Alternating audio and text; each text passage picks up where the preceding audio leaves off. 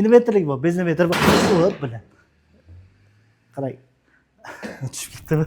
Ko'pchilik menga telefon qilib, klientlarim so'rashadi, har bitta samoykaning ichiga nima narsalar bor deb. Shuni sizlarga bitta-bitta tanishtirib o'tmoqchiman va qarab turinglar. Bizning samoykamiz har xili bor. Inverterlik bor, bez inverter bor. O'p bilan. Qarang.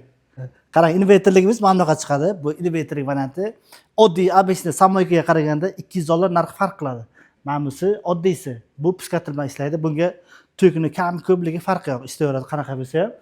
Mana busiga toki ehtiyot bo'lish kerak. Normada bo'lsa chotka ishlab beradi. Va sizlarga ko'rsatmoqchi bo'lganim, mana bunaqa samoykaning ichiga ulkalari bo'ladi. Bu ximikat uchun, ximikat ishlab beradi va buni o'zini alohida g'ilofi bo'ladi, plasmas. O'shaning ichiga qo'yiladigan narsa. Ko'rsatishim mumkin sizlarga.